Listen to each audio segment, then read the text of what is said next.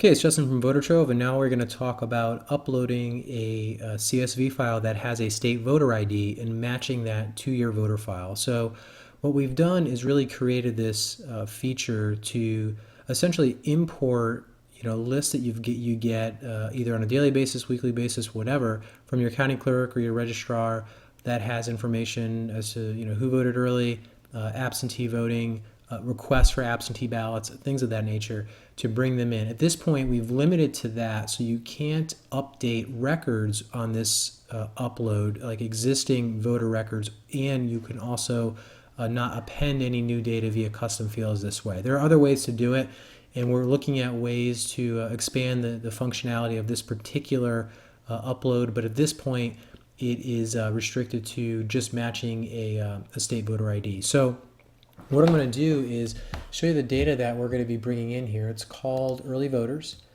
and you can see here I've got a state voter ID, first name, middle name, last name. Now I actually don't even need any of these fields, and they were really actually not even import in this process anyway.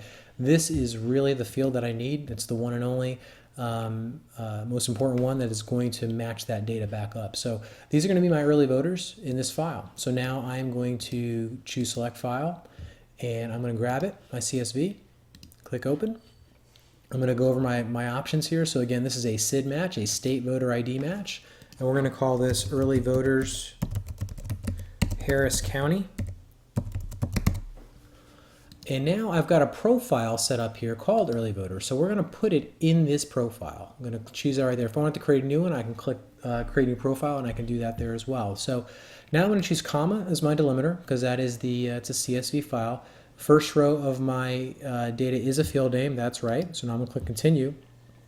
And now you can see my 4 fields here. Now I'm going to just choose this one here, my state voter ID. Again, this is what I need to match. So you can see my only option is this SID. Now we've got options in there for vote history and things like that, and you can actually import those in. But for now, we'd recommend just sticking with the just the state voter ID match here.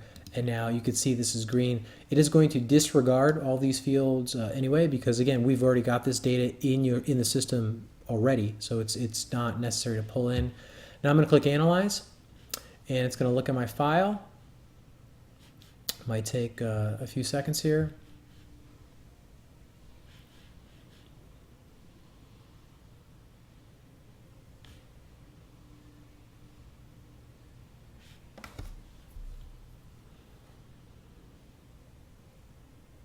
And there we go. So it was a pretty big file, had 3,854 records in here.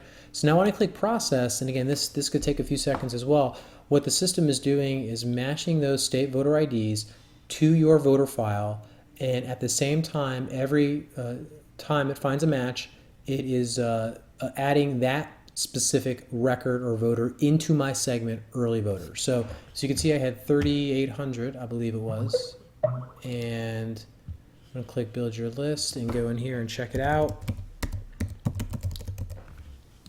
We'll do raw, and you can see my profile is here, early voters. And it should have 3845 is what it was. Yep. So you could see it there. Now again, you could see I've got some phone numbers here, 2026 phone numbers, and you saw the field that again what we brought in did not have phone numbers. So what I've done is I've imported them in, matched them back to my voter file, put them in a profile. So now I know who my early voters are, and now I can come in and check. Well, let's see if how many are Republican, Democrat. Let's see how many are Republican. 581. So you can come in and get that composition of your file. So the state voter ID match, we may be changing this as things go on. It's probably the part of the app that we're looking at the most, but for now, it gives you that option to import records to match to your file and put them into profiles and segments.